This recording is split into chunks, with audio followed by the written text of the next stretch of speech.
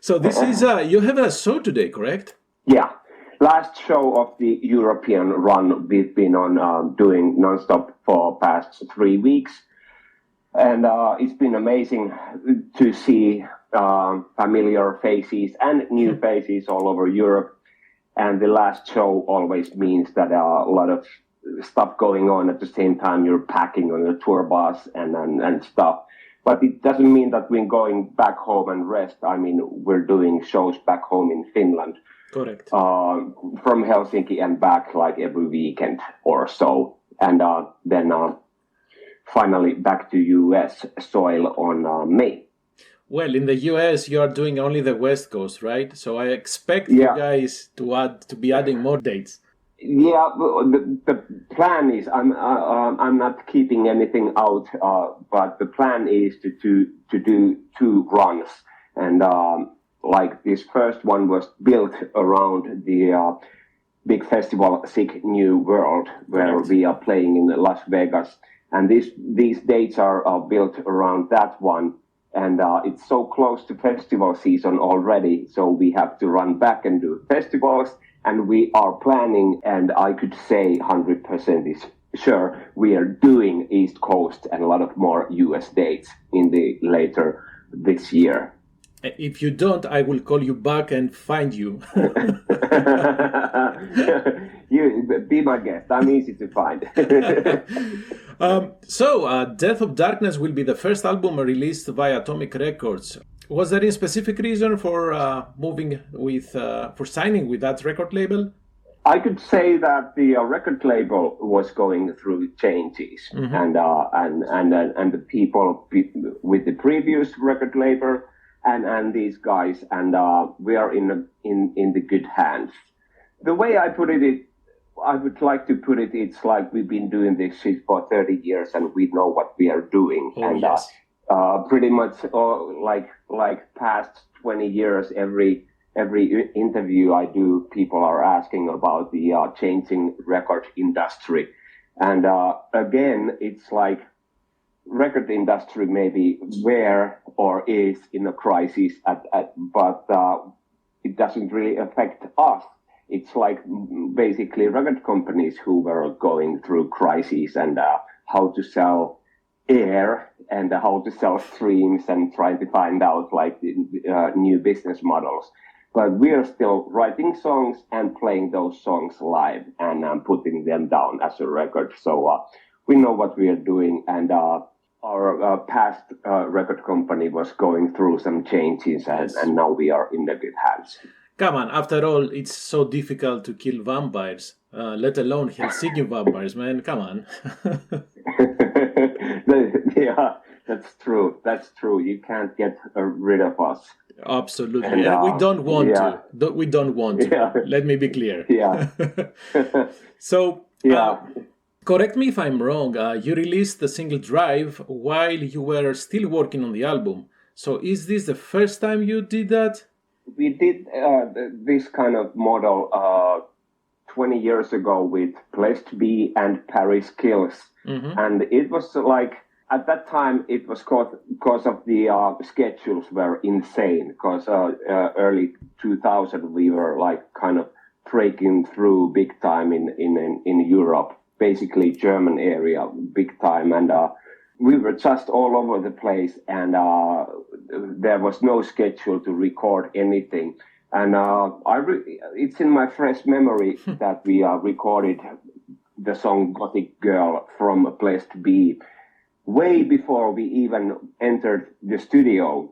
And it was just like touching new people again, a new producer that time. It was really nice feel that even before we went to the studio with the full 12 or so songs, we had this first single on the radio already, and that happened to be the first one which sold platinum back home in Finland, and it was a big mainstream hit. So it was kind of like releasing the, I wouldn't say stress, but like it's a good feeling that you go in the studio, but you know that the first song is out already, and it's like all over the radio nonstop. And with this one, we kind of felt like, okay, now everybody's touching bases, like how to reconnect themselves after COVID-19, and we felt like, okay, maybe we should do it like this, like try to, if you put it in an old school way, try to think of, okay, let's make an EP after that, and let's make an EP, and that's how we built the new album. And I think it's smart. And then the songs are still fresh with the band, and you don't have that deadline pressure like you would have if you are going in and just trying to bang out 12 songs and then trying to figure out which is going to be the single. And as you said, Drive has been out for, is it a year already? Almost, pretty close to that. Yeah. Doing exactly the same as I described what the song Gothic Girl did more than 20 years ago. Yes. Like it's all over the place, at least back home in Finland. And feedback, what I've heard from all over the place, people really like that, and I'm happy to hear that. So does this mean that when you were in the studio, you worked on a single song, finished that up, and then moved to the next one, right? Yeah. Okay. Basically 2-3 songs at the same shot. It was really, I mean, as a drummer, drummers usually, the way it goes, you record your tracks first. And it's always like there's two sides of a coin. I love to work in the studio, of course. The result is worth of everything when you get to hear the finished mixed track. But at the same time, the negative side is always the okay, we're in a hurry. You have this and that many days left, and blah blah blah blah. And as a drummer, I'm usually done, and then I need to wait for a year to get to hear the result. But now, like working like this and come up with already mixed singles, like one after another, it's a nice feeling, and it kind of like for me as a drummer, it makes me feel like I'm in the game. It's not like, okay, Jussi, we need you for a year.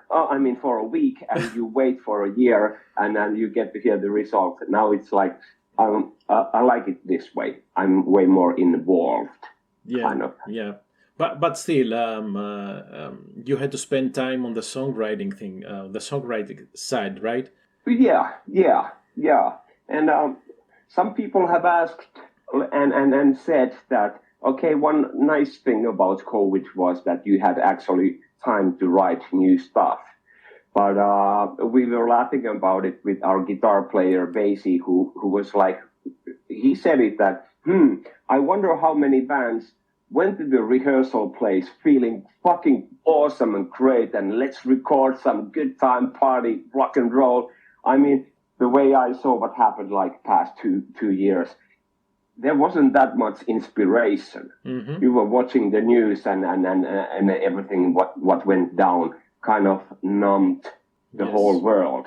And all of a sudden you realize that, okay, there goes 3 years of my life. It was 2019, like just a second ago, and it's 2023 already. So, whoa. And it happened really fast. Well, but now it feels like we are ready to run and get that time back in the best way we can. Well, I think it depends on the band. For example, if the band is a live band, right? So you get the inspiration and the energy from the live shows. And for example, for the 699s, you have been doing that for more than 3 decades. So you have to have that input. You have to have that energy surge in your system to get even into songwriting. So it depends. You're right. You're absolutely right. I can't see us working in a way Chinese Democracy album with the Guns N' Roses, like staying in the studio for 20 years. I mean, I would think that we would lose touch if we wouldn't play live, you know. So it really feels good to be back on the road and playing every night. So maybe this is why you gave us the album the title Death of Darkness, maybe. Although the 69 Eyes live in the darkness, so I'm not confused. Yeah, that's right. That's right. But, Jyrki, the singer who writes lyrics, he said about this song, Death of Darkness, which is released already. He said about the song that it's basically a love song. But I wouldn't like to put all the explain all the lyrics through and through to like that's the way I want to listen to like say whatever David Bowie or people like that. I don't want anybody to explain me what this means. I want to kind of come up with what it makes me think like. Correct. And with the song Death of Darkness, for me, it really means that Death of Darkness means that there's hope after very dark and long winter, especially here in European perspective. And a lot of bullshit going on, like past 3 years, like so much stuff going on, and basically really negative, bad stuff. So this is kind of like there's hope. There's a blink of light after the very dark winter. Yeah, although I think the last, as you said so many times, the years that we lost with COVID, I think unfortunately it brought the worst of people. But yeah, let's not go to that subject. Yeah. So yeah. The album was recorded and produced by Erno Laitinen in Finland, right? Yes, we've been working with him for a couple of like B-sides and stuff like that years ago, like more than a decade ago. And we were kind of in a hurry to make something special for some releases and did some cover tracks with him. And we got really well along with him in the studio. And that was years ago. Meanwhile, and we kind of forgot all about the guy. And meanwhile, he was making his chops back home in Finland, and he's now doing pretty much all the biggest names in Finland. And he's really, really nice to work with. He musician himself, and he comes up with the most like really fresh kind of suggestions about like what about this and that, and I like that if there's an input from the guy you're working with, and it doesn't always mean that you have to agree with someone, but it's nice to have somebody to have a word to, and wanted to have the mix to a big name to get that. I mean, like the first single Drive is basically a simple 3-4 chords and a fast rock song. Mm-hmm. But we wanted to have that Billy Idol kind of big, huge production into that.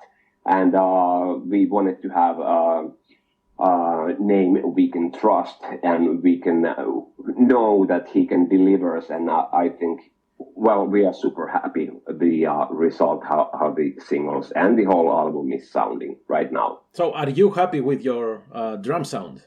I am. Aren't you? Well, I'm no professional, man, so I can only speak about how much I like the music, and I like it. Yeah. Okay. I'm happy with everything with this album. Have you heard the whole record? Correct. Yes, I have. I think there's some songs that might be surprising to somebody, like This Murder Takes Two, and maybe Dying in the Night, which is basically a dance track, and kind of like in the way if David Bowie and Michael Jackson, if they would meet in a Gothic music club, they would come up with this kind of a stuff.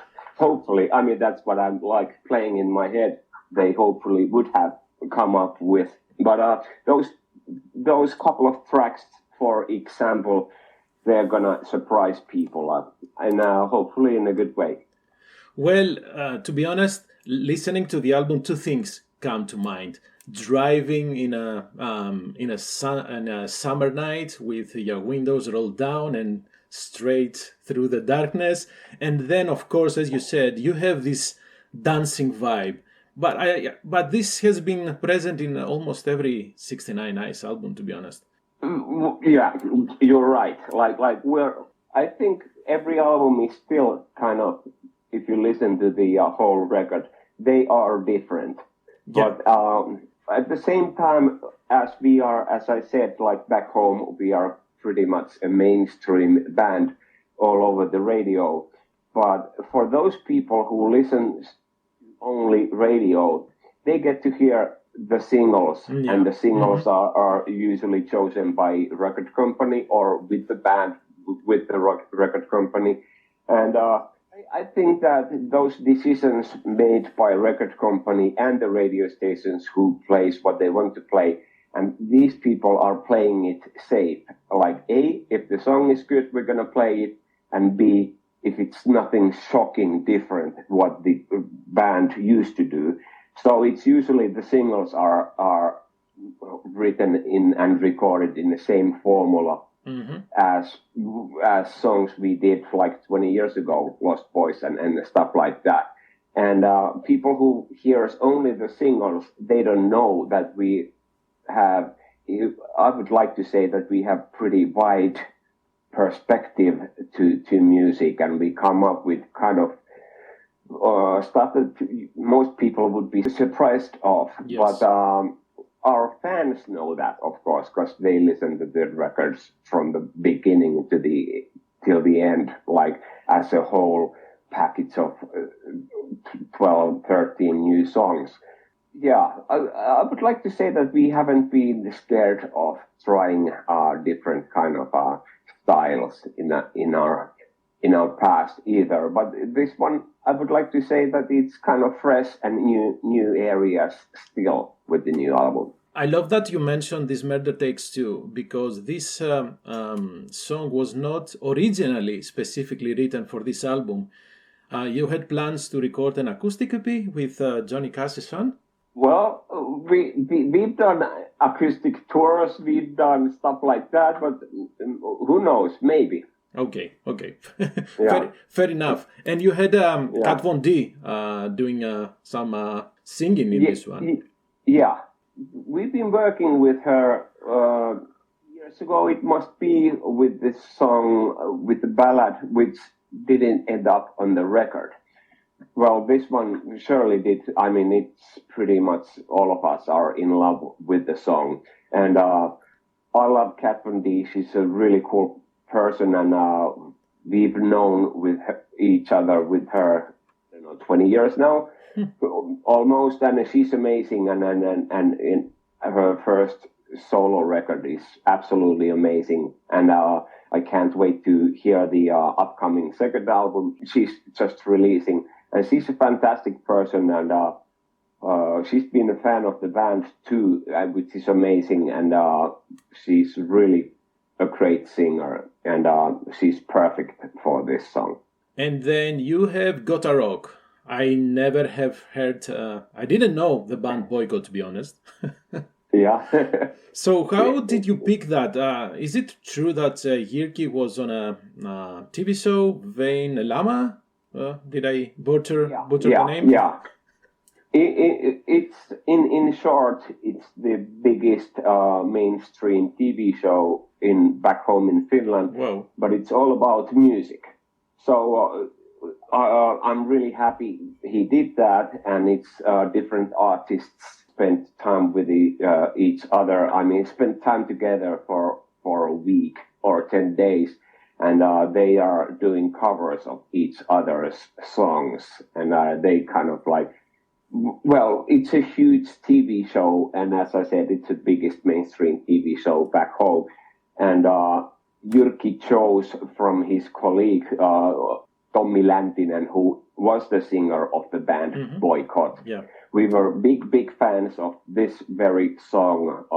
Well, I remember I was still in high school when I went to see his band. I was like 12 years old or maybe 13 years old. And I went to see this band Boycott, and I was in love with this song. like in the late 80s. So, of course, we wanted to cover this very song from his catalog, which is what he's still around and doing his solo career. But we wanted to have this song because we were all in love with this song like 25 years ago. And are there any female backing vocals in this one? I'm not sure. There is some. Okay. There are some like different people pretty much in every song. So as we discussed, you have some West Coast shows in the US, and then you said that we should be expecting 69 Eyes revisiting the States after maybe the festival season. Yeah, it's going to happen. And for us Europeans, whenever you tour US, it's quite expensive, and one of the expenses are the working visas. Correct. Every band abroad needs to have, and that working visa is valid for 1 year.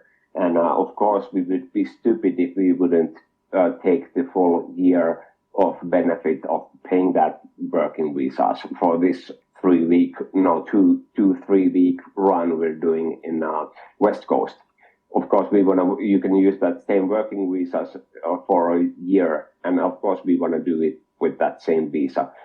But I tell you the dates when we have the dates. Okay.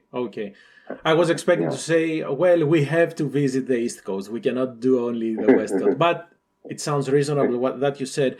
And do you know, I don't remember, I did another interview and someone mentioned that the price for these visas are expected to increase. Yeah, they are. They are. I just saw this headline that they going up like 200%, maybe. 200? Yeah. Of course, it's not only the band you have to buy those for. I mean, like, it's quite many people. So in that sense, like everything, when it comes to touring, everything has to be considered really carefully. Like all the prices are going high, like from the gasoline to everything, buses, rent, and everything. But the band's fee is the only thing which are not going high. You really have to calculate all the expenses and stuff to make the tour happen. Yeah, and I cannot imagine how tough it will become moving forwards. But anyways, have you chosen the songs from the new album that you will be playing live? I think they will be chosen for us by the audience. But we are already playing Death of Darkness, and we are playing, of course, Drive. We have been playing California. That's 4 songs already. And of course, we are about to come up with 2-3 more still. But yeah. And I would say there's 8 songs to fit the set, like, easily. And it's just for us, the band, to keep things exciting and fresh, to maybe make changes to the set and what songs are we going to play tonight or the next 3 weeks or so. And the set list is always evolving. Like today, we just did a sound check and we decided to make a couple of changes from last night just to keep it fresh and fun for us too. Oh yes. After all, with 13 studio albums, I cannot imagine how easy it can be to choose songs from. But it's great, and I personally love it for bands like the 69 Eyes with 3 decades of history to play the new stuff, because it means that the musician still is inspired and wants to write music. Yeah, exactly. It's not that I'm bored with the old songs at all. I'm happy to play Lost Boys for the rest of my life and Gothic Girl. But I think it's very cool and important to have new stuff too. I wouldn't like to, the Rolling Stones or Kiss, the latest song they are doing is probably 30 years old. And it's not a bad problem to have that kind of catalog full of hits. it's a nice problem to have, but I would at least think that it would be pretty boring not to have anything new to play. But, well, as I said, it's a positive problem those guys have. Correct. But at the same time, I don't want the bands to become performers of their own music. I want to be, as long as they can, to still be musicians, write new music, play it live, and so forth. Yeah, exactly. Jussi, thank you very much for your time. Thank you. Have safe travels. Safe travels, and I don't know. We said, I hope we will see the 69 Nines again in Chicago. I hope so, and I hope it's gonna happen, and I hope it's gonna happen soon. And thank you for your time. And let's go and have a drink when we hit Chicago. Absolutely. Say hi to the rest of the vampires. I will. Bye bye. Bye bye. Take care.